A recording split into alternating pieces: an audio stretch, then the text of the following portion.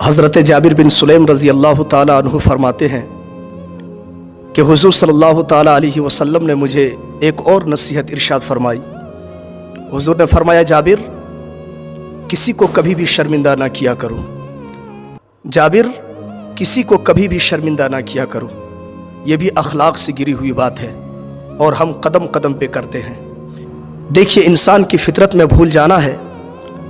مرنے سے پہلے کوئی آدمی اگر اللہ تعالیٰ کی بارگاہ میں کہے، یا اللہ آج کے بعد میں گناہ نہیں کروں گا، تو یہ اس کا وعدہ ہے کہ جو میری بارگاہ میں 2 آنسو لے کے بھی آ جاتا ہے تو میں اس کے گناہوں کو لوح محفوظ سے بھی مٹا دیتا ہوں۔ ہم تو مائل بکرم ہے، کوئی سائل ہی نہیں، راہ دکھلائے کسے، کوئی رہ روے منزل ہی نہیں۔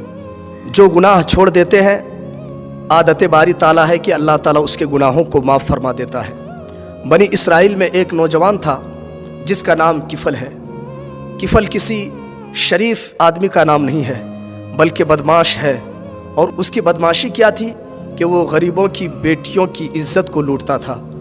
اس نے ایک مرتبہ 60 دینار دے کر کسی غریب کی بیٹی کو خریدا، اور خلوت میں جب اس کے پاس گیا تو دیکھا کہ وہ بیٹی رو رہی تھی۔ کفل نے سوچا تھا کہ میرے پہلو میں آنے والی ہر بیٹی بے غیرت ہوتی ہے، لیکن جب اس نے برستے ہوئے آنسو دیکھے تو اس کے قدم رک گئے، اور اس نے سوال کیا کہ تم کیوں رو رہی ہو؟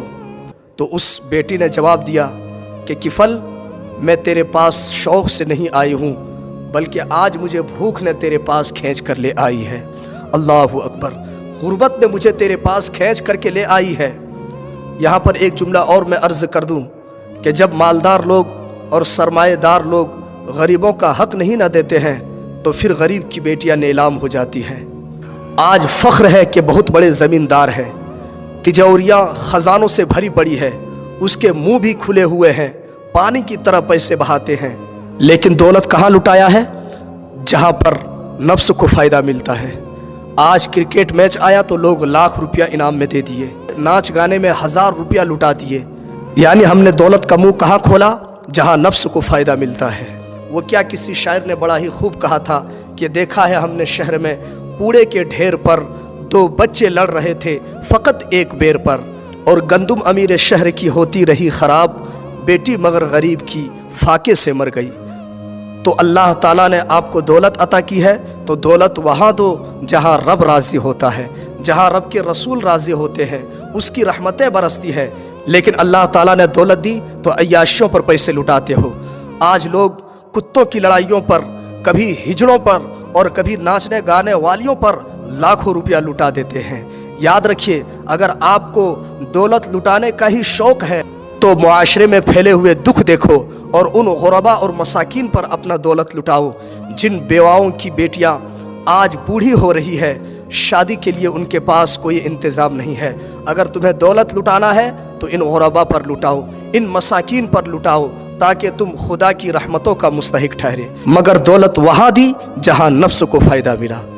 تو جب اس بیٹی نے کہا نا کہ کفل، مجھے بھوک نے تیرے دروازے تک کھینچ لائی ہے، تو جانتے ہو یہ ایک جملے نے کفل کو جھنجھوڑ کر کے رکھ دیا، اور اس کے دل کے آئینے پر چوٹ لگی تو وہ زار و قطار رونے لگے اور کہتے ہیں، بہن مجھے معاف کر دیں، اور تم جس عزت سے آئی ہے اسی عزت سے گھر واپس چلی جا۔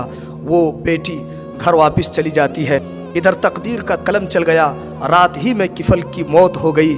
تو صبح کو زمانے والوں نے دیکھا کہ کفل کے دروازے پر لکھا ہوا تھا، غفر اللہ الکفل، کہ اللہ تعالیٰ نے کفل کو بخش دیا ہے، اللہ تعالیٰ نے کفل کو معاف کر دیا ہے۔